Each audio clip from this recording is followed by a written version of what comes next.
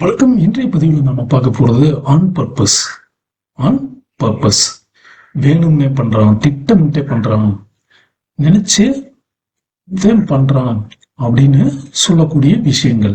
அவன் வேணும்னு தான் பண்ணான், வேணும்னு தான் சொல்றான், என்னை காயப்படுத்தணும்னே பேசுறான் அப்படின்னு சொல்லும் இல்லையா? அந்த மாதிரியான வார்த்தைகளை எப்படி, வாக்கியங்களை நாம எப்படி ஆங்கிலத்துல சொல்றது அப்படின்னு. என்னடா அது இன்னைக்கு டாபிக் நெகட்டிவா போகுது அப்படின்னு நினைக்க வேண்டாம். நம்மளோட ஃபீலிங்ஸ் தானே சொல்றோம். அப்ப அதுல நெகட்டிவ்ஸும் வரத்தானே செய்யும். நம்மளுடைய வருத்தங்கள், வேதனைகளை நம்ம எக்ஸ்பிரஸ் பண்ற விதத்துல தான் இருக்கு இல்லையா?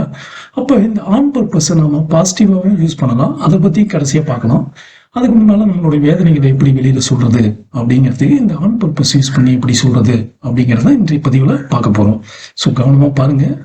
நீங்களும் ஆங்கிலத்தில் தெளிவா கவனமா நம்பிக்கையோட பேசுறதுக்கு இந்த வாய்ப்பு உதவியா இருக்கும்னு நினைக்கிறேன். இந்த வீடியோ உங்களுக்கு உதவியாக இருக்கும்னு நம்புறேன். வாங்க நம்ம கிளாஸ்க்குள்ள போலாம். So on purpose, on purpose. He breaks things on purpose. அவன் வேணும்னு தான் பொருளை போட்டு உடைக்கிறான். அவன் வேணும்னு தான் பொருளை போட்டு உடைக்கிறான். இது சிம்பிளா சொல்றது, சரிங்களா? இப்ப இதையே கொஞ்சம் எலாபரேட் பண்ணி சொல்றேன். அவன் வேணும்னு தான் சத்தமா பேசுறான். அவன் வேணும்னு தான் சத்தமா பேசுறான். அதாவது எல்லாரும் கவனிக்கணுங்கிறதுக்காகவே சத்தமா பேசுறான். Always speak loudly on purpose. You always speak loudly on purpose. நீ எப்பயுமே சத்தமா பேசுற, வேணும்னு தான் சத்தமா பேசுற. அதாவது எல்லாரும் கவனிக்கணும், நம்மளை எல்லாரும் கவனிக்கணும் அப்படிங்கிற நோக்கத்துலதான் நீ சத்தமா பேசுற அப்படிங்கிற மீனிங்ல you always speak loudly on purpose. சரி, இதே கொஞ்சம் நெகட்டிவா சொல்றேன். நீ என்னதான் பேசுனீங்கனாலும் அதையெல்லாம் அதை பத்தி எல்லாம் ஒரி பண்ற ஆள் கிடையாதுடா அப்படின்னு சொல்லுது. He talks rudely. He talks rudely on purpose. அவன் வேணும்னு தான் ரூடா பேசுறான், ரொம்ப மோசமா தான் பேசுறான். ஆனா அதையெல்லாம் நான் கன்சிடர் பண்ண மாட்டேன். But I don't mind it. But I don't mind it. He talks rudely on purpose. He talks rudely on purpose, but I don't mind it. But I don't mind it. I don't mind it. I don't care it. I don't bother about it. I don't bother about it. அதை பத்தி எல்லாம் எனக்கு அக்கறையே இல்லை, அதை பத்தி நான் கவலைப்படல. இத நம்ம சொல்றதுக்கு நீ எப்படி வேணாலும் பேசுற, நீ என்ன மோசமா பேசுனாலும் எனக்கு அதை பத்தி ஒரு கவலை இல்லடா அப்படின்னு சொல்லுவோம் இல்லைங்களா? அந்த வாக்கிய அமைப்பு தான் இது. You talk rudely on purpose, but I don't mind it. But I don't mind it. சரி, இது மட்டும் தானா அப்படின்னா இல்ல. எனக்கு தெரியும் வேணும்னு தான் என்னைய நோத்திட்டு போறான், என்னைய நோத்திட்டு போறான்.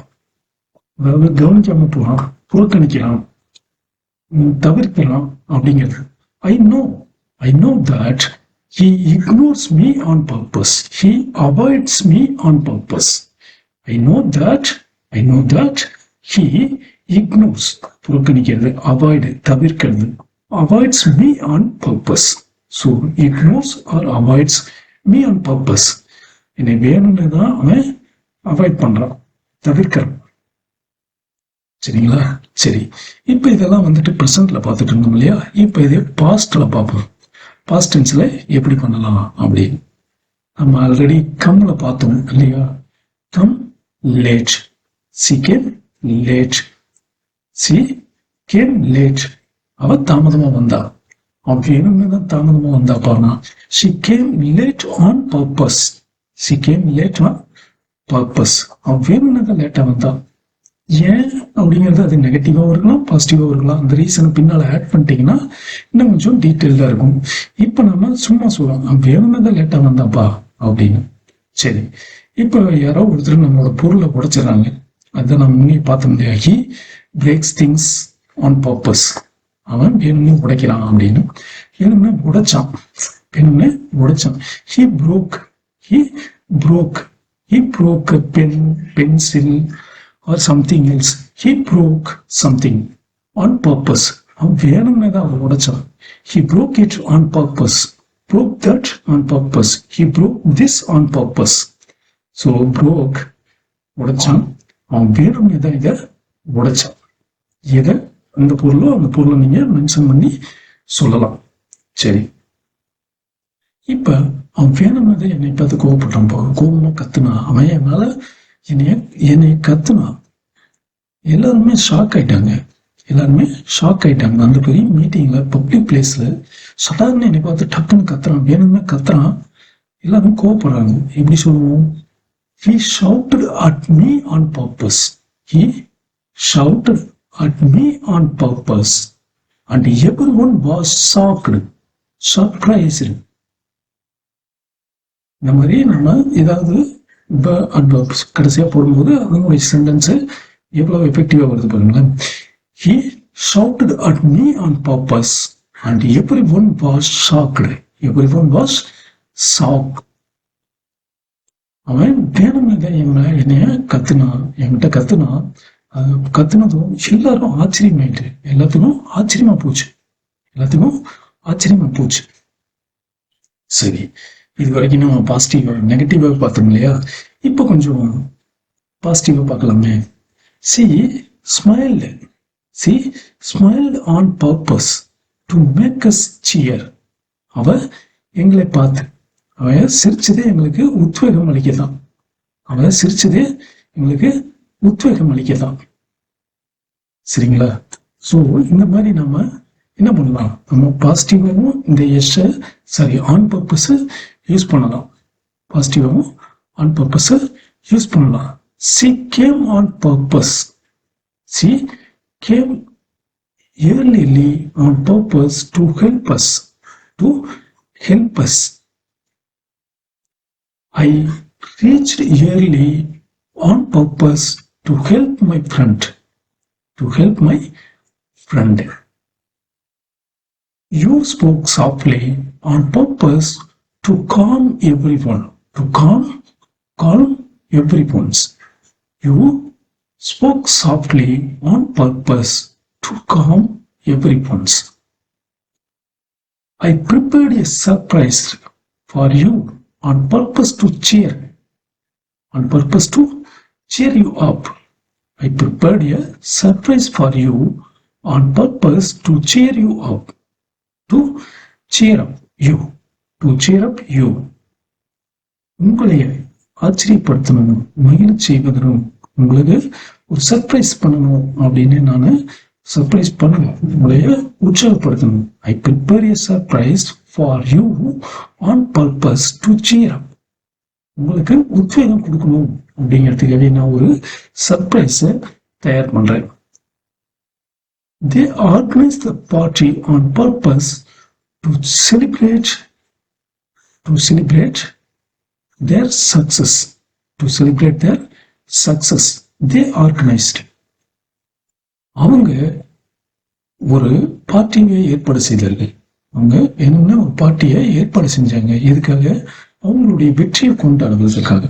அவங்க வெற்றியை கொண்டாடணும்னு இந்த பார்ட்டியை ஏற்பாடு செஞ்சிருக்காங்க. ஸோ இப்போ நமக்கு தெரியுது இல்லையா, நம்ம ஆன் பர்பஸ் எப்படி நம்ம பாசிட்டிவாகவும் யூஸ் பண்றது அப்படின்னு. இதுல பார்த்தோம்னா இது கொஞ்சம் நெகட்டிவா வர மாதிரி இருக்கு இல்லையா? கடைசியா இருக்கிறது கொஞ்சம் திமிர்த்தனத்தை காமிக்கிறதுக்கு யூஸ் பண்றாங்கன்னு கூட நம்ம ஆன் பர்பஸா லாஸ்டா நான் இப்போ பார்த்தேன். They organized the party on purpose to celebrate their success. Their something else. அப்போ நம்ம அந்த சக்சஸ் போடும்போது, அந்த வேர்டை போடும்போது அது பாசிட்டிவாவோ ஜெலஸாவோ இல்லை ஒரு எரிச்சலுக்காவோ நாம இந்த பர்பஸ் அப்படிங்கிற ஆன் பர்பஸை வச்சு நாம சென்டென்ஸை என்ன பண்ணலாம்? யூஸ் பண்ணலாம். சரி, இப்போ நம்ம கண்டினியூ பண்ணலாம். இதுலயே I felt that he got me on purpose. அவன் என்னைய வேணும்னு காயப்படுத்தணும்னு எனக்கு தோணுச்சு. I felt that he hurt me on purpose. சரி, இதுவே எதிர்காலத்துல சொல்றோம். He will do this on purpose. அவன் வேணும்னு தான் பண்ண போறான். They will avoid you on purpose. அவங்க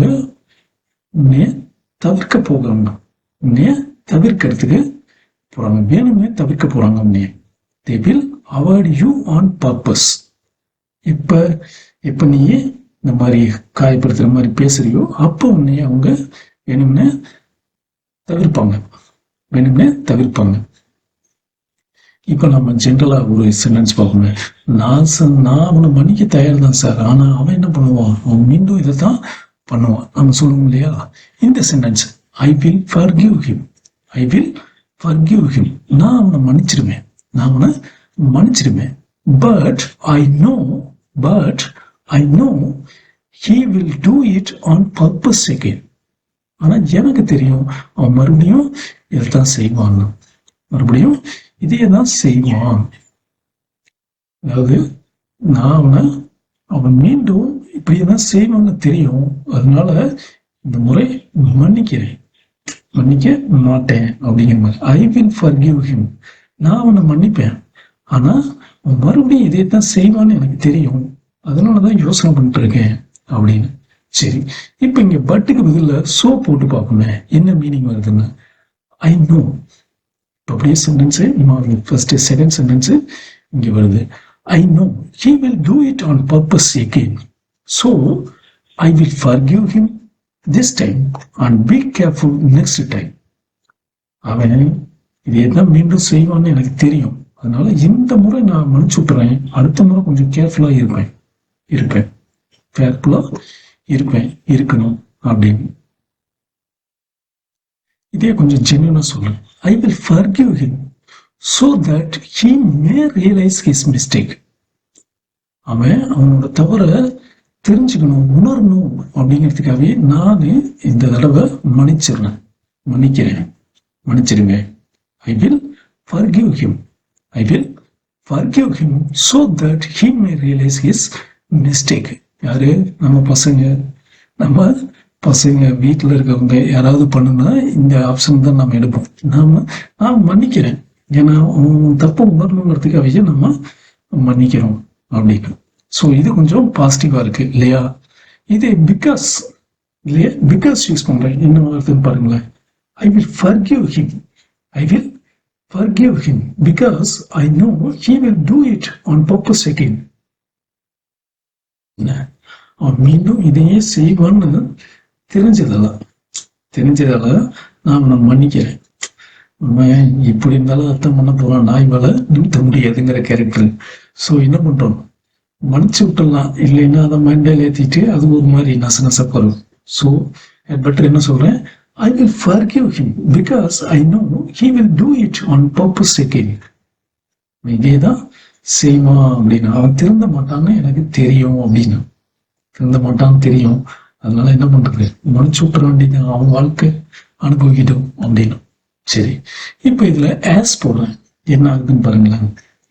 ஐ will forgive him as I know he will do it on purpose again. இந்த ஆஸும் பிகாஸும் கிட்டத்தட்ட ஒரே சாஃப்ட்வேர் டோன் தான், ஒரே சிம்லர் தான், சரியா கிட்டத்தட்ட ஒரே மாதிரி தான் இருக்கும். அவன் நினைச்சதே தான் மறுபடியும் செய்வாங்கிறதுனால நான் அவனை மன்னிக்கிறேன். அதே தானே பிகாஸ்லையும் சொல்லணும், அவனை திருந்த மாட்டான் அப்படிங்கிறதுனால நம்ம என்ன பண்றோம், பிகாஸ் யூஸ் பண்றோம் இல்லையா? அதே தான் இங்கேயும் ஆஸும். இப்ப கடைசியா அண்ட் யூஸ் பண்றோம். ஐ will forgive him, I will forgive him and I know he will do it on purpose against. நான் மன்னிச்சாலும் அவன் அதே தான் மறுபடியும் செய்வாங்கிறது எனக்கு தெரியும். என்னது, ஒரு ரியாக்ஷனும் இல்லை, ஒரு இதுவும் கிடையாது, ஒரு எதிர்ப்பும் கிடையாது, ஒரு ரீசனும் கிடையாது. நான் அவனை மன்னிச்சிடுவேன், நான் மன்னிச்சாலும் மன்னிப்பேன், இருந்தும் அவன் என்ன பண்ணுவான், அதே தான் மீண்டும் செய்வான். அண்ட் அப்படின்னா ஒண்ணு அர்த்தம். ஃபர்ஸ்ட் ஆக்ஷனோட இது பாய் அண்ட் கேர்ள் அப்படின்னு சொல்லும்போது பையனும் ஒண்ணு. ஐ ஃபர்கிவ் ஹிம், நான் அவனை மன்னிப்பேன், மன்னித்தும் என்ன பண்றேன், மன்னித்தும் எனக்கு தெரியும் அவன் இதே தான் மறுபடியும் செய்வான், நான் மன்னிச்சாலும் அவன் இதே தான் செய்வான் அப்படின்னு சொல்லும்போது ஆது. ஸோ இப்போ நம்ம கடைசிக்கு வந்தோம். If you hurt someone on purpose they won't trust you again. நம்ம அட்வைஸ் பண்றோம், நீ யாரையாவது வேணும்னு காயப்படுத்திட்டு நீ அவங்க மறுபடியும் நீ நம்ப மாட்டாங்கடா. ஸோ அதனால தெரிஞ்ச இந்த மாதிரி தப்பெல்லாம் பண்ணாத அப்படிங்கிறதுக்கு. ஸோ இதுக்கு நான் ரிப்ளை சொல்றேன், I didn't do it on purpose, I didn't do it on purpose. So இப்போ அதுக்கு முன்னால் பார்த்த சென்டென்ஸ் இருக்குல்ல, அந்த சென்டென்ஸ் முதல்ல ரிட்டர்ன்ல பார்த்துக்கணும். If you hurt someone on purpose, if you hurt someone on purpose, they won't trust you again. They won't trust you again. நீ யாரையாவது வேணும்னே காயப்படுத்தினா உன்னை மறுபடியும் நம்ப மாட்டாங்களா? ஸோ அப்படியெல்லாம் பண்ணாதா அப்படின்னு. ஸோ அதுக்கு நான் ஆன்சர் பண்றேன், I didn't do it on purpose. நான் அப்படியெல்லாம் பண்ணலப்பா, நான் அப்படி நினைச்செல்லாம் பண்ணலப்பா. நான் I didn't do it on purpose, நான் அப்படி நினைச்செல்லாம் ஒன்றும் பண்ணலப்பா. இதே நான் கேட்கிறேன், நீ இதை வேணும்னு தான் சொன்னீங்க. Did you say that on purpose? Did you say that on purpose? On பர்பஸ்ன்னு நாம என்ன சொன்னோம்? உன்னை தெரிஞ்சே திட்டமிட்டே பண்றதுதான் on purpose. So did you say that on purpose? நீ அதை வேணும்னு தான் சொன்னியா? ஒரு ஐடியாவோட நீ ஏதோ ஒரு கணக்குல தான் இதை சொன்னியா அப்படிங்கிறதான் ஆன் பர்பஸ். சரிங்களா? ஸோ இப்போ இந்த ஆன் பர்பஸ் நம்ம எப்படி யூஸ் பண்ணணுங்கிறது தெரியுது இல்லைங்களா? நீங்களும் உங்களுக்கு தெரிந்த வாக்கியங்களை, சுச்சுவேஷன்ல இருக்கக்கூடிய வாக்கியங்களை இங்கிலீஷ்ல ட்ரை பண்ணி நம்ம கமெண்ட்ஸ்ல போடுங்க. தெரிந்து நாம 2 பேரும் சேர்ந்தே கத்துக்குவோம், பேசுவோம், பழகுவோம் நல்ல ஆங்கிலத்தில் பேசுவதற்கு. நன்றி, வணக்கம்.